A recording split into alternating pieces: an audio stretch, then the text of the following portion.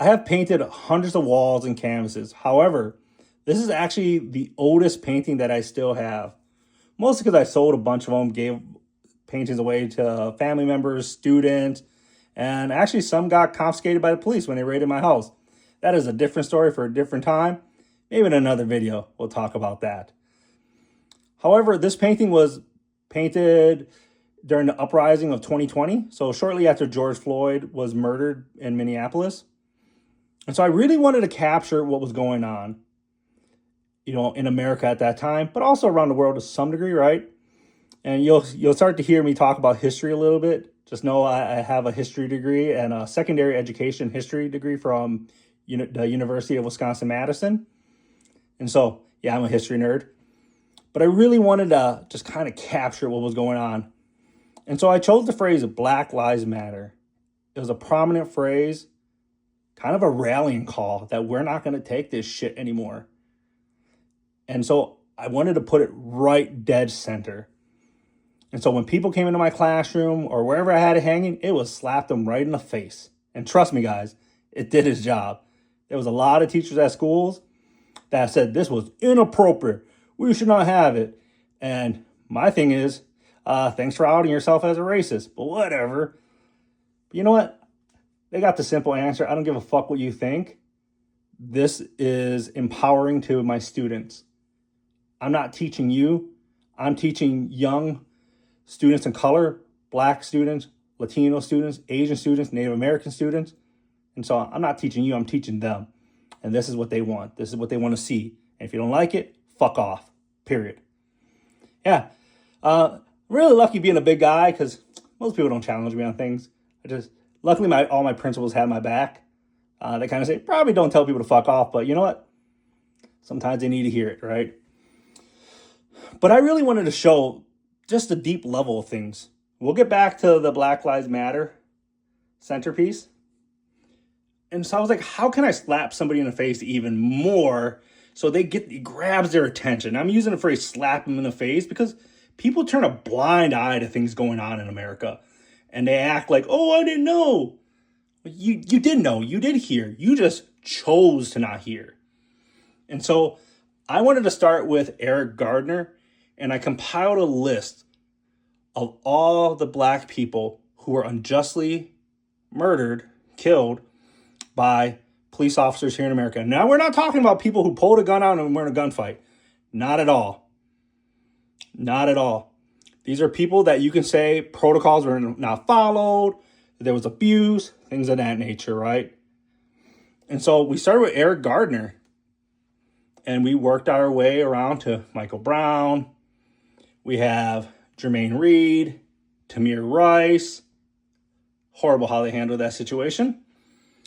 We have Tony Robinson from Madison, Wisconsin. But I wanted to write all these names down because guess what, guys?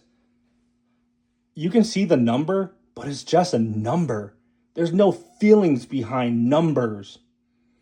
And so I recommend to a lot of people who did not like this painting that they should write all these names down so they can have that impact.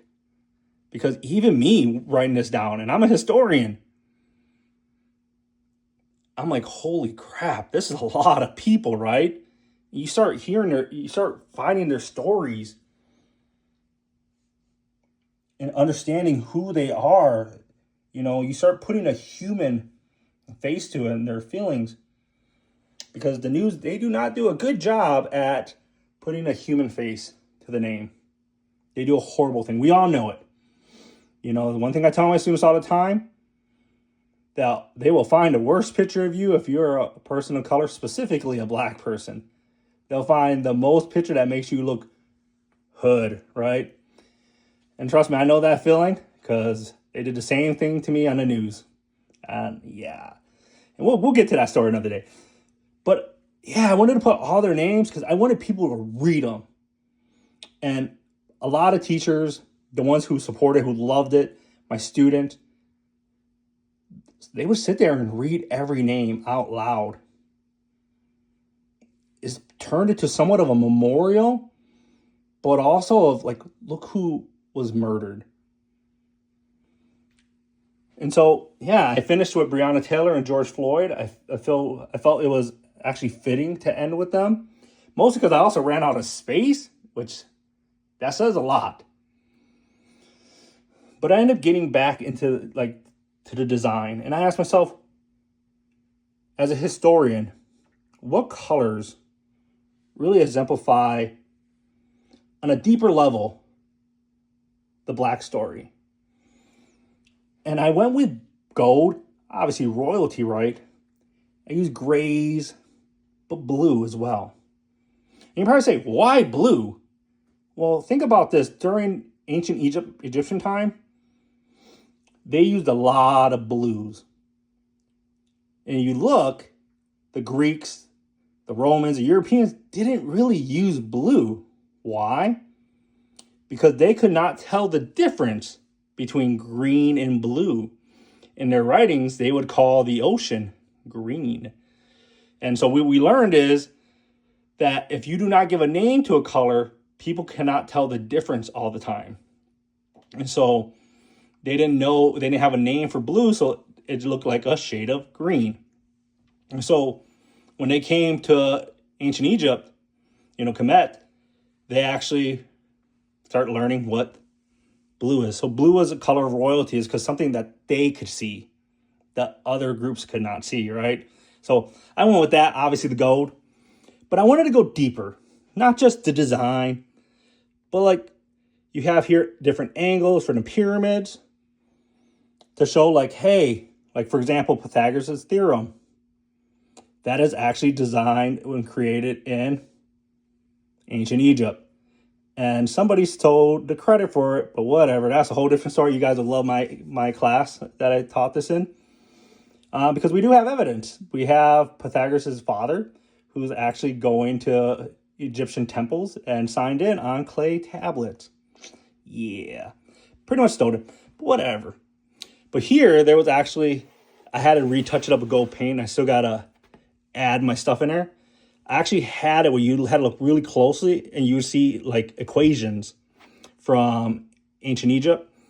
And so I had one of the equations for, it's called the Sol equation. So it was a circle with an angle and it had some other writing in there. It was pretty cool. But yeah, you're probably wondering what happened to it. At my recent school, there was a custodian, Black man, super proud, loved this painting. If I was going to give it to somebody, it would probably be to him if he asked. Never asked. He saw there was dust on it, and he wiped it down with his rag, and he actually, the chemicals ruined. And so I had to touch this all up again. That's why it doesn't look as clean as it was before. And you can even see up here, some of the writing is kind of faded away. I wasn't mad at him. He was taking pride in it. And so this meant a lot. But even here in the center, you see a target. There's a double meaning there. So that symbol here in America, you can be like, oh, there's a target on my back. They're trying to kill me, right? Bullseye. But in Northern Africa, I think the Mali Empire, this symbol also symbolizes greatness. And so there's a double meaning there. They're trying to get you, trying to kill you, hunt you down. But there's also greatness. And so you can say is you're being hunted down for your greatness.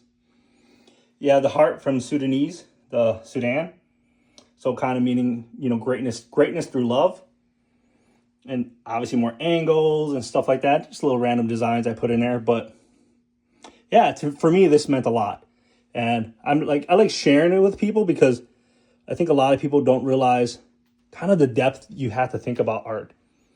There's some secret projects back there. You can't see them right now. But I also put quotes on the side of my painting. So this one says, I'm not sure what freedom is, but I know damn well it ain't. Yeah. Asata Shakur. You see my history coming out, guys. We have to talk about liberating minds as well as liberating society. Dr. Angela Davis. If you have a chance to meet her, meet her. She is utterly phenomenal. I've had a chance to talk with her. Great woman. Learned a lot. You are not to be so blind with patriotism that you can't be that you can't face reality. Wrong is wrong, no matter who does it or says it. And this one is by Malcolm X. That Malcolm X quote, it hits differently. I think it really encompassed what was going on during 2020 and what's still going on today. We have to liberate minds. And so one of my jobs as a teacher, educator, a mentor, even as an assistant principal, is to help liberate our students' minds, because there's a lot of things that are holding them back, a lot of traps that are stopping them from achieving greatness in this world. And so that's one of my jobs. And this painting meant a lot for me. And, I wanted to share with y'all because as a man of color who grew up in a Latino and Black community, I have my students are Black, my cousins are Black. So it meant a lot for me. And just being able to paint this from my heart and display it in my classroom, and for my students to feel proud of it because they feel it represents them, but also represents the horrible parts of what's going on in the world. I had one student, I'm not going to say his name. He once told me, he's like, this painting makes me want to fight more. It makes me want to do better. It makes me want to go out and achieve more. And I was like, yes, that's what we need to do. We need to start inspiring our young men of color, women of color, to want to go out in this world, not just to achieve, but to conquer, to do better for themselves, to do better for their community, for their families. And so hopefully y'all like this painting. It means a lot to me. Let me know what you think about it down in the comments. I would really appreciate it. And yes, I'll probably do another video when I touch it up, kind of start adding the equations back into the gold and some of the symbols of royalty. But yeah, with that said, I'll check y'all in the next video because there's going to be a lot of them coming up. See y'all later. Peace.